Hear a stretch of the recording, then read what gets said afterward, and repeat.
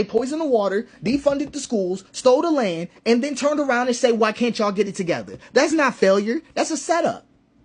That's a setup. That's a setup. And you already know what it is. They starve black cities and then blame the people for dying. There's a pattern you're not supposed to notice. They underfund the water, they strip the tax base, dissolve the infrastructure, and then turn to the camera and say, see, black people can't govern themselves.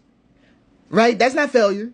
That's all narrative warfare being painted out in a ritual of collapse that they themselves have set up. Here's the thing. They do it like this. Pick any black city.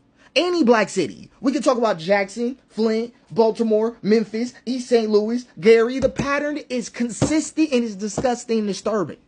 They withhold state funding first. They gentrify or abandon. They undermine leadership. They over-police and under-support. They exploit crisis for privatization. And then they say they did it to themselves.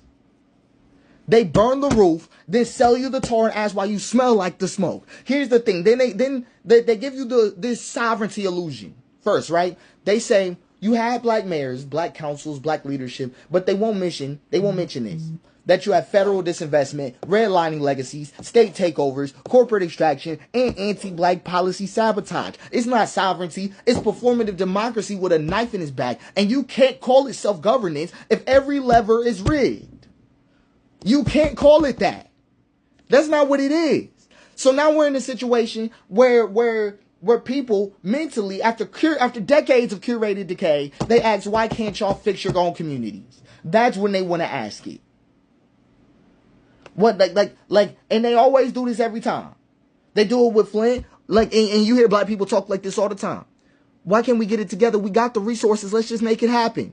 Are we being serious? Are we being serious? What's happening? What's happening? They do this all the time. And some of us start believing it. Start blaming each other. Start fighting over scraps. Start thinking our failure is proof of cultural deficiency instead of engineered scarcity. They didn't just defund your city. They overfunded your shame. So now after the water crisis, the narrative starts to flip. You get an extraction and takeover. Outsourcing contracts, private equity housing takeovers, charter schools replacing community governance, nonprofit colonization, and corporate revitalization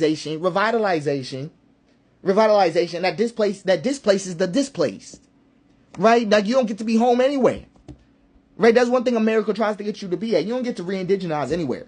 They shuffle you, right? They mine the collapse for profit and then make you pay the emotional tax. So think of it like this. They talk like this. You bled. They bought the land. You wept. We write the op-ed. That's all that happens. That's all that happens. We're going to get a New York Times piece. Right, that's all that's going to come out of that. Black autonomy, here's the thing, because I want y'all to stick with this. Black autonomy must be proved, not presumed.